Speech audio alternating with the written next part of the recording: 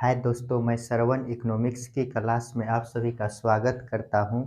जैसा कि हम कल राष्ट्रीय आय के बारे में पढ़ रहे थे, इसी में हम राष्ट्रीय आय क्या होता है इनके इतिहास को देखने का कल प्रयास किए थे और हम जीडीपी, जीएनपी, एनडीपी, एनएनपी के बारे में आज चर्चा करने वाले हैं, जो कि इसके बारे में कल लिखाए हुए थे। यहाँ पर थोड़ा सा मिस्टेक है, यहाँ पे जो सकल लिखे हैं यहाँ पर घरेलू हो जाएगा,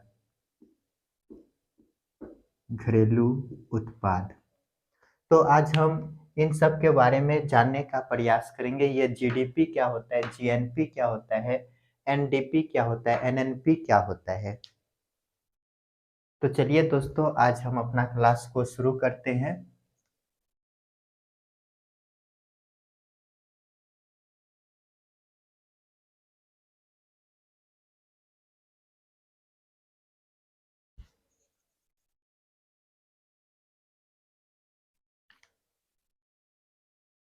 जीडीपी, सकल घरेलू उत्पाद।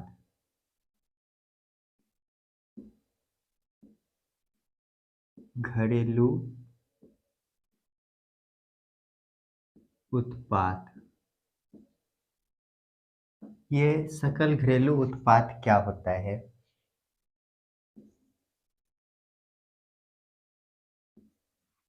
किसी देश के अंदर या किसी भौगोलिक सीमा के अंदर बोल सकते हैं, किसी देश के अंदर आधार वर्ष में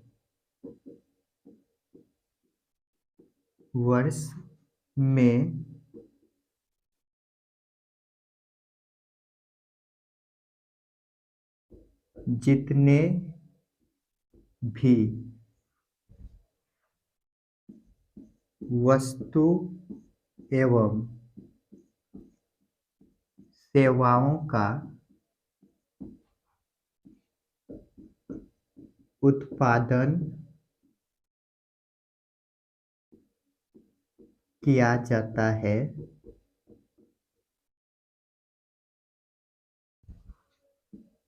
उसके मौद्रिक मूल्य को जीडीपी कहते हैं। इनको समझने का प्रयास करते हैं। ये जीडीपी क्या होता है? सकल घरेलू उत्पाद। किसी आधार वर्ष में किसी देश के अंदर, मान लेते हैं ये मेरा देश है भारत, किसी देश के अंदर आधार वर्ष में एक निश्चित समय में, आधार वर्ष का मतलब हो गया किसी निश्चित समय में जितने भी वस्तु एवं सेवाओं का उत्पादन किया जाता है, इस भारत देश में जितने भी वस्तु और सेवाओं का उत्पादन किया जाता है, उसके मौद्रिक मूल्य को जीडीपी कहते हैं। जीडीपी में क्या शामिल होगा? किसी क्षेत्र विशेष में जितने भी वस्तुओं का उत्पादन या सेवाओं का उत्पादन किया जाता है, उनके मौद्रिक मूल्य को भारत में जो उत्पादन करेगा, भारत का यहाँ पर नागरिक होगा, भारतीय नागरिक,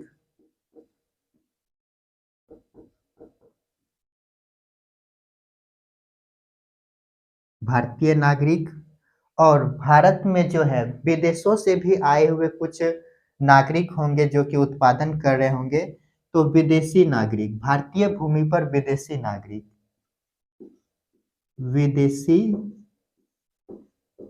नागरिक, जो व्यक्ति भारतीय हैं विदेशों में हैं, उनका जीडीपी में नहीं काउंट होगा। तो यहीं पर कर लेते हैं, भारतीय विदेशों में, भारतीय विदेशों में जो भी वस्तु और सेवाओं का उत्पादन करेगा, इनको जीडीपी में शामिल नहीं करेंगे। भारतीय नागरिकों द्वारा जितना भी उत्पादन भारत में किया जाएगा, भारत की इस सीमा के अंदर, उनको शामिल करेंगे, और विदेशी नागरिकों द्वारा जो भी इस भारत क्षेत्र की सीमा में उत्पादन करेगा, उन सबको ये जीडीपी में शामिल करते हैं। तो आप जीडीपी को समझ गए होंगे, इनको लिख लीजिए।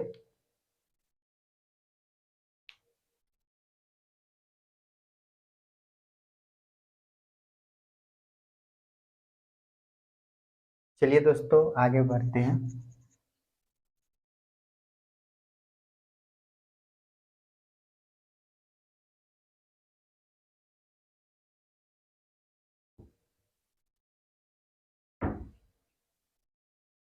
अब हम जीएनपी के बारे में जानने का प्रयास करेंगे। जीएनपी सकल राष्ट्रीय उत्पाद।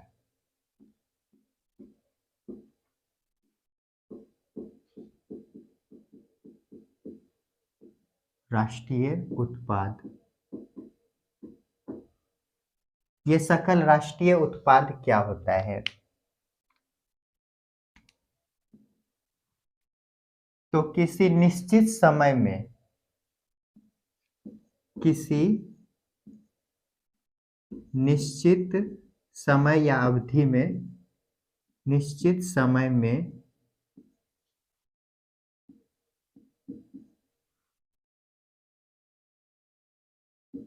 किसी देश के नागरिकों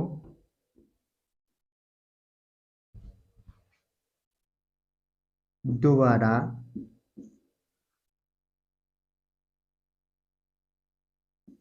अपने देश में प्लस विदेशों में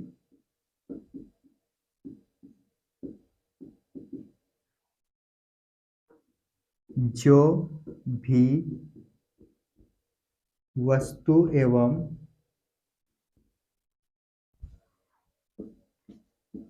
सेवाओं का उत्पादन करता है उनके मौद्रिक मूल्य को जीएनपी कहते हैं। तो समझने का प्रयास कीजिएगा, ये जीएनपी क्या होता है। किसी निश्चित समय में किसी देश के नागरिकों द्वारा, ये भारत देश है, यहाँ के नागरिकों द्वारा अपने देश में, भारत में या विदेशों में, अपने देश में या विदेशों में भारतीयों के द्वारा ही, भारतीय नागरिक के द्वारा ही जो वस्तु और सेवाओं का उत्पादन किया जाता है उनके मौद्रिक मूल्य को जीएनपी कहते हैं। यानी कि भारतीय व्यक्ति जो कि विदेशों में और भारत में उत्पादन करते हैं उनके मौद्रिक मूल्य को क्या कहेंगे? जीएनपी कहेंगे। इनमें जो है कि भारतीय सीमा में, भारतीय सीमा, अच्छा ऊपर लिख देते हैं, नीचे दिखाई नहीं देगा। भारतीय सीमा में विदेशों द्वारा, विदेशी नागरिक द्वारा उत्पादन, जो कि भारतीय सीमा में विदेशी नागरिक द्वारा जो भी उत्पादन करेंगे इनको शामिल जीएनपी में नहीं करेंगे। केवल भारतीय द्वारा जो भी उत्पादन होगा, भारत में करे या विदेश में करे, इन दोनों को ही ये जीएनपी में शामिल करते हैं। आशा करते हैं कि इनको भी समझ ही गए होंगे। जल्दी से लिख लीजिए।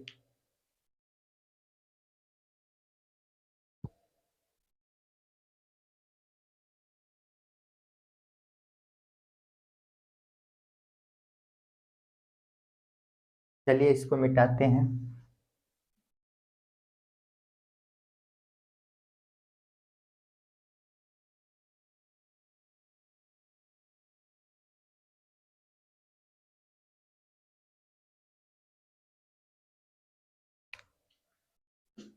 एनएनपी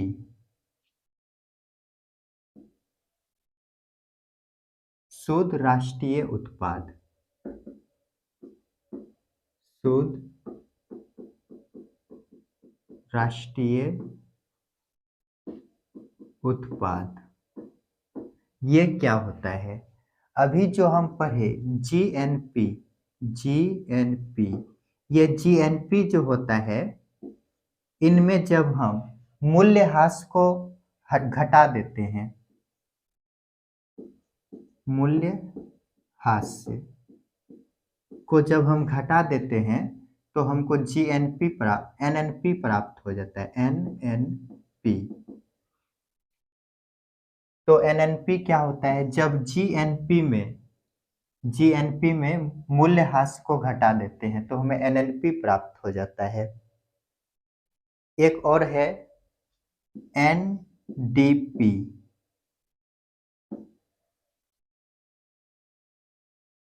शुद्ध घरेलू उत्पाद। ये शुद्ध घरेलू उत्पाद क्या होता है? जब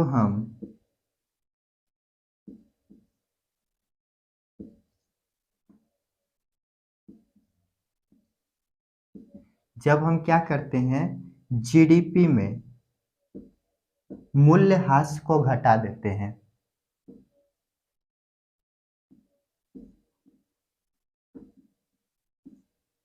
जब हम जीडीपी में मूल्यह्रास को घटा देते हैं तो हमें क्या प्राप्त हो जाता है?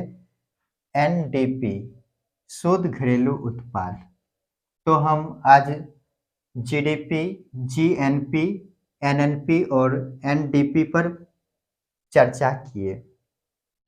अब हम कल इसको आगे बढ़ाएंगे। यदि आप सभी को वीडियो समझ में आया होगा तो लाइक, शेयर और सब्सक्राइब कीजिए और मेरे चैनल को जल्दी से जल्दी आगे बढ़ाने का प्रयास कीजिए।